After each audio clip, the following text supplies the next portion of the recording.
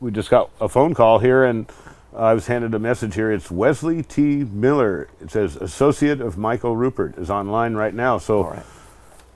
Go ahead. Hello, you're talking to Bill Olson and Alex Ansery. Hi. I didn't realize your program was happening, or I would have made preparations to call in. Yeah, my name's Wesley T. Miller. I'm Mike's attorney, his friend, his business partner in CollapseNet.com.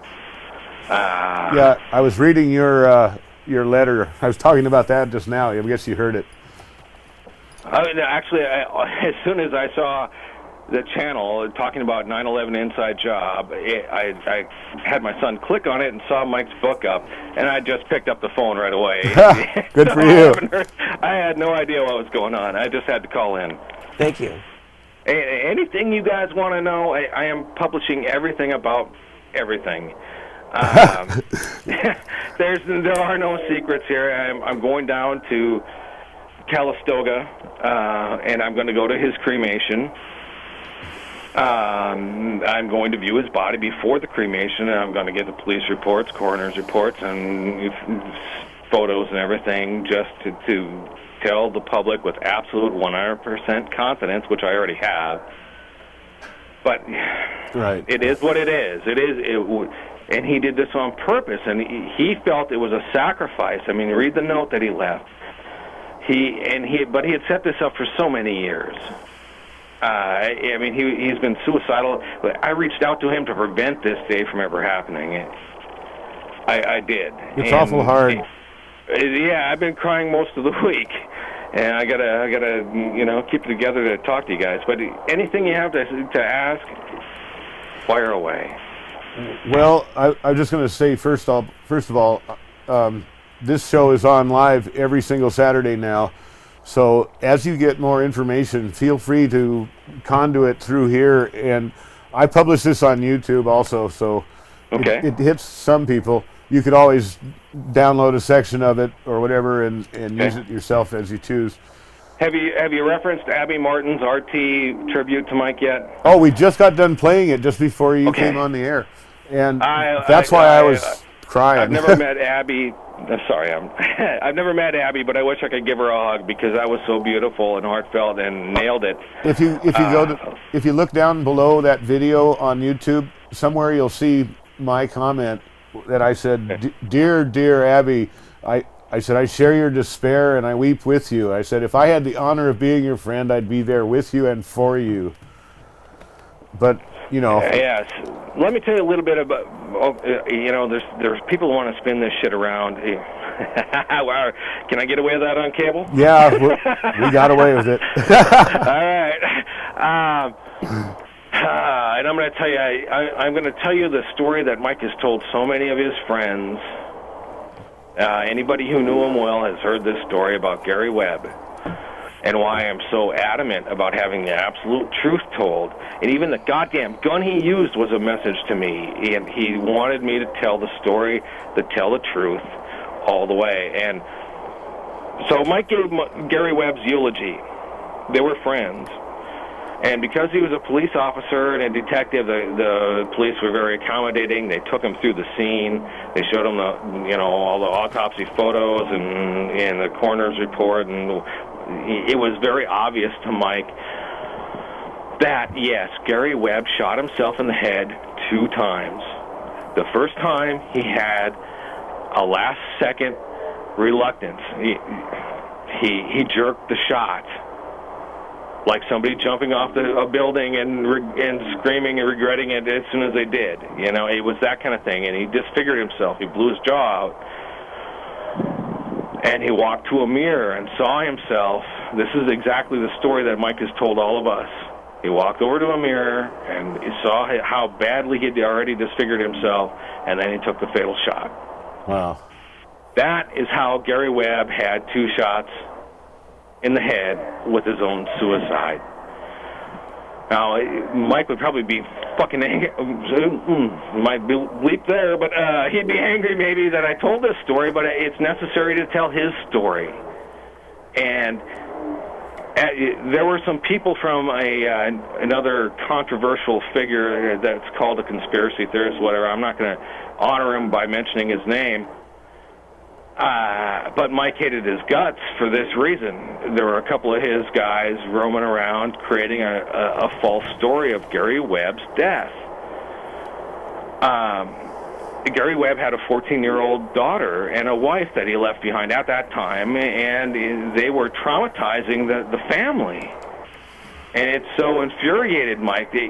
So you can go read From the Wilderness, and he talks about it as much as he could, that he felt he could publicly. But that's the backstory to all this. So that is why I have to make sure the public sees it all. What? It is. And Mike would never. That guy would not. He was a gun expert. He was ex-cop. He was a great firearms instructor, and he, with all the Gary Webb history, I know that he made sure he didn't miss. Without even being there, I know that. What were some of the things that he said that, or some of the things that or clues that he in fact did kill himself? Well, number one, when he left CollapseNet, I published that on our website, collapsenet.com. The last email of July 19th of 2012, when he was just leaving California to move to Colorado. He said it in that email that he was contemplating killing himself, and then we had a phone conversation. There's at least one other CollapseNet manager that was on that phone call that can back this up. He was about to kill himself at that time in Sebastopol, and his friend Doug Lewis called, and with the idea of going to Colorado, and he felt like it was spirit calling to him, as he's talked about and written about in the email, and that you can see at our website. So he verbalized this. He laid it out there, but it wasn't the first time. I am just glad that he didn't have any other violence in him, that he didn't want to hurt anybody. He wanted to save everybody. Right. But he wanted to go out with a warrior's death that wasn't given to him. And if you go to YouTube, there's a video I made for in October of 2011 called Occupy Wall Street Explained to a 5-Year-Old. I dedicated to Mike because the reason I dedicated that to him, we were kind of grinding at the time, fighting a lot, but he was heavily involved with Occupy, and that wasn't the grind. But he expected to get his head bashed in the next day at the confrontation with the Santa Rosa police, and it went completely the other direction. They diffused it, and But that's why I dedicated it to him, because he was laying that out there. He wanted to die a warrior's death, and nobody would give that to him in the end. So he felt he put himself up on the cross and took his own life as a sacrifice, but not in a Christian kind of way, in a Native American spiritual way that he believed was his last message, to get people to pay attention to what the F he was saying. Self-censor, that's right. And I don't agree with timelines. His biggest Achilles heel was putting a date on doom. Right.